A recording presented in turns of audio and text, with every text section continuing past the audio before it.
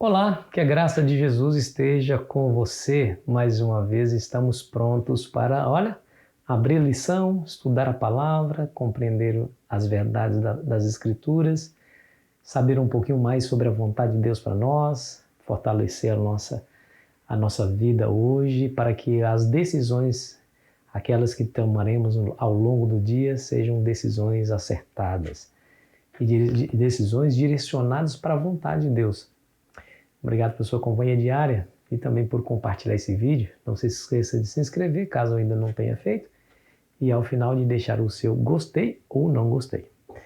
Sacerdote eterno segundo a ordem de Melquisedeque. Deixa eu ler para você o Salmo 110, e o versículo 4, que diz assim, O Senhor jurou e não se arrependerá. Tu és sacerdote para sempre, segundo a ordem de Melquisedeque. Que coisa interessante. Olha que legal. Os reis não poderiam ser sacerdotes. Aliás, os súditos, tanto quanto os reis, eles iam até o sacerdote para trazer aí os seus sacrifícios, e os sacerdotes faziam a mediação por eles, pelos reis e também pelos súditos. Então, não havia naquele tempo a função dupla de rei e sacerdote. Ou era rei ou era sacerdote. Porém, aqui o Senhor faz um juramento. O que é juramento? Um selamento, ou seja, Deus não vai se arrepender. Da mesma forma que Ele cobra dos seres humanos que cumprem o juramento que faz, Ele também cumpre o seu juramento. Ou seja, nada nesse mundo vai impedir de que haveria um rei que também seria sacerdote. Haveria um rei que também seria sacerdote. E a pergunta é, quem é esse rei sacerdote?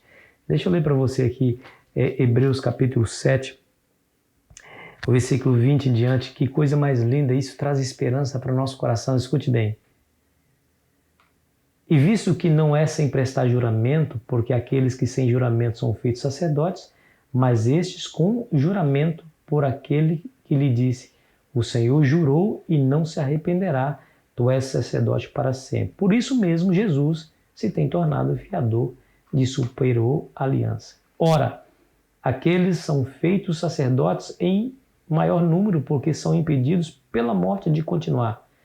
Este, no entanto, porque continua para sempre, tem o seu sacerdócio imutável. Por isso também pode salvar totalmente os que por ele se achegam a Deus, vivendo sempre para interceder por eles. Coisa linda, extraordinária, maravilhosa, enche nosso coração de esperança, porque nós temos um rei que governa, mas ele também é sacerdote. Isso quer dizer que ele está vivendo para interceder por nós. Por que ele é perfeito sacerdote? Primeiro, porque ele é imortal, eterno. O seu sacerdócio se torna imutável com isso. E ele vive para interceder.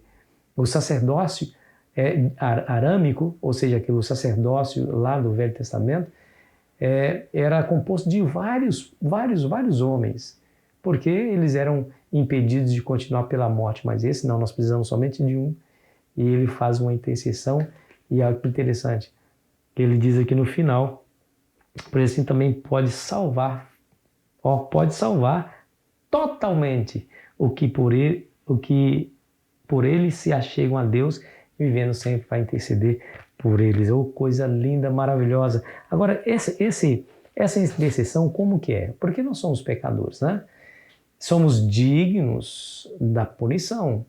Somos réus de juízo. Ou seja, haverá um juízo e todos nós estaremos sentados na cadeira dos réus. Isso não tem como negar. Todos nós compareceremos perante o tribunal de Cristo, diz a Bíblia. E Deus vai trazer a julgamento toda obra, quer seja escondidas ou não. Deus vai trazer a juízo. Todos nós seremos julgados. Agora, a intercessão de Cristo, olha que coisa interessante. Isso é tremendo. O juramento divino é imutável e garante graça em revogar seu juízo sobre o seu povo arrependido por meio da intervenção e intercessão desse sumo sacerdote segundo a ordem de Melquisedeque. Ou seja, ele é rei ele é sacerdote ao mesmo tempo. Deixa eu ler para você, Salmo 106, versículo 45, que nos diz: lembrou-se a favor deles de sua aliança e se compadeceu segundo a multidão das suas misericórdias. Coisa maravilhosa. Isso me faz lembrar da história de Moisés. Você lembra quando o povo pecou contra o Senhor quis dar cabo do povo e disse assim: Moisés, sai de perto, porque eu vou dar cabo desse povo, vou pôr fim a esse povo, porque é um povo rebelde, de dura serviço. Mas de ti, Moisés, eu farei uma grande nação. E aí Moisés intercede pelo povo, intercede de maneira muito intensa, a ponto de dizer: risca-me do teu livro então. E Deus aceita aquela intercessão. Aí no capítulo 32 de Êxodo, que coisa linda, versículo 14 diz assim, ó: então se arrependeu o Senhor do mal que dissera havia de fazer ao povo. Tá vendo? É assim, ó. Se a intercessão de Moisés fez o Senhor mudar o intento em relação aos juízos de condenação em cima do povo, eu imagino como seria a intercessão de Jesus, que é infinitamente superior a Moisés. Oh, coisa linda! Cristo, ele é Cristo, ou seja, Messias, ungido, ele é rei, tem autoridade sobre as nações e ele é sacerdote. Mas não é qualquer sacerdote, é um sacerdote superior aos sacerdotes humanos e os reis humanos. Defende a sua aliança em favor do seu povo, revoga o seu juízo sobre o seu povo arrependido. E o sacerdote de Cristo abolirá o governo do mal no coração das pessoas e do mundo. E ele vai cumprir a promessa do Salmo 2 de que toda nação e governante estarão sujeitos ao juízo real de Cristo. Todos estarão sujeitos a Jesus, sacerdote eterno, segundo a ordem de Melquisedeque. Tudo isso, adivinha, em benefício de quem?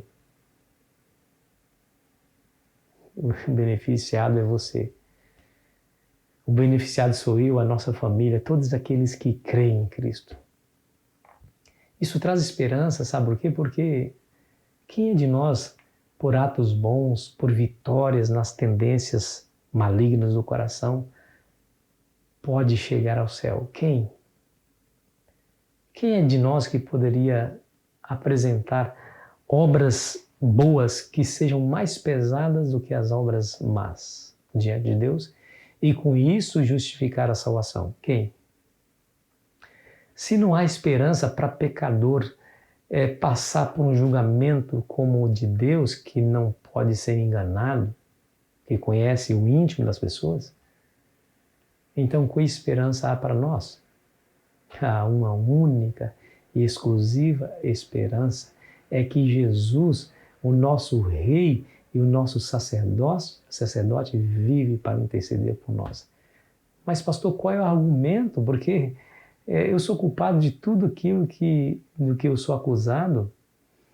O argumento, amigo, são as marcas da mão, é o sangue imaculado de Cristo derramado em nosso favor.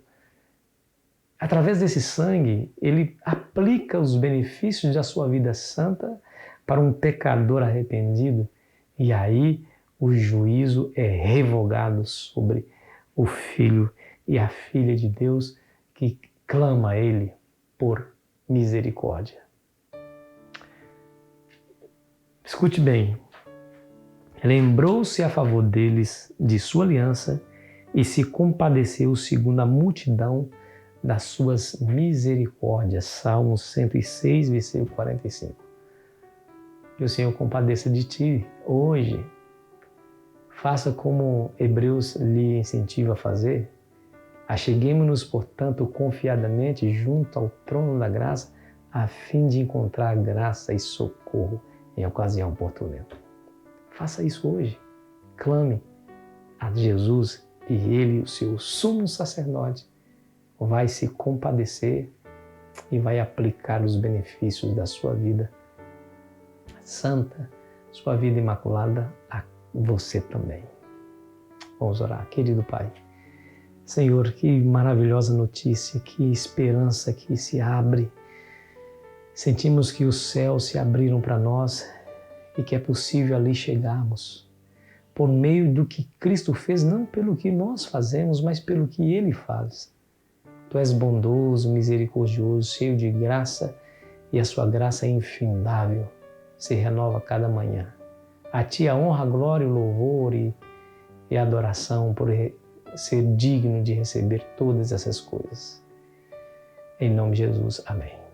Foi bom estar com você, querido amigo, querida amiga. Amanhã continuaremos aqui a nossa jornada. Aproveite bem o seu dia.